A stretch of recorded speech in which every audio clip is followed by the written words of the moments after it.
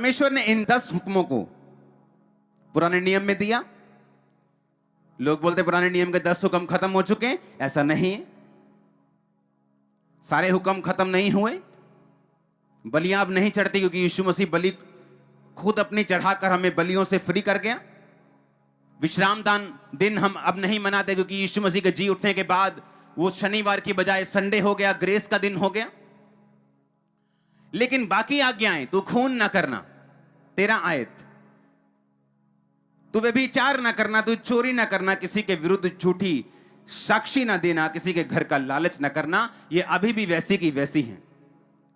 जबकि कुछ आज्ञाएं इनमें से ऐसी हैं जिनको यीशु मसीह ने नया नियम में और कड़ा कर दिया, और मजबूत कर दिया, और ज्यादा कठिन कर दिया।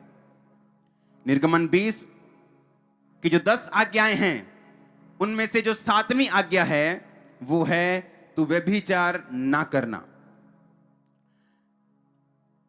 और अगर हम इस पुराने नियम की आज्ञा को नया नियम में 5 मत्ती 5 उसकी 27 में पढ़े, मैं सिर्फ पढ़ूंगा, आप सुनेंगे। तुम सुन चुके हो कि कहा गया था, कब कहा गया था? निर्गमन में, कि व्यभिचार ना करना, परंतु मैं तुमसे कहता हूं यदि कोई स्त्री पर कुदृष्टि गंदी निगाह डाले तो वह मन में उसके प्रति व्यभिचार कर चुका। यदि तेरी दाहिनी आंख तुझे ठोकर दे तो उसे निकाल कर फेंक दे, भला होगा कि तेरे अंगों में से एक नाश हो जाए और तेरा सारा शरीर नरक में ना डाला जाए।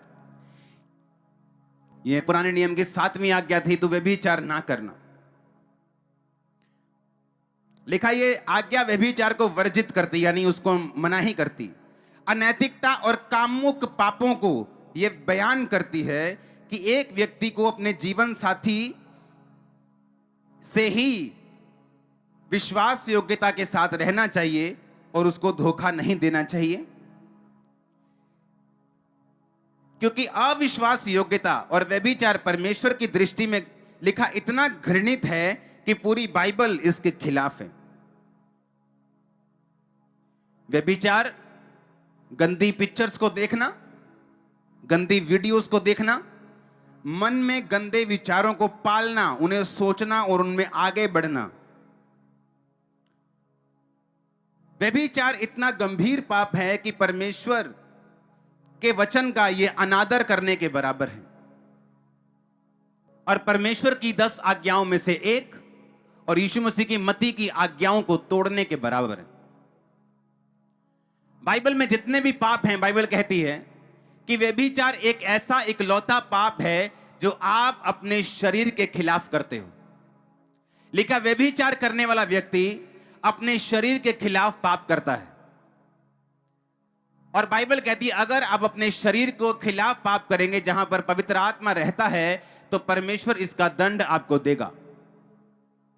दुनिया में बहुत सारी ऐसी घटनाएं हैं जहां पर लोग इस व्यभिचार के कारण मर गए, और अगर आप ध्यान लगाएं दुनिया में वो और ऐसी कितनी गंभीर बीमारियां हैं जो इस व्यभिचार के पाप की वजह से लोगों को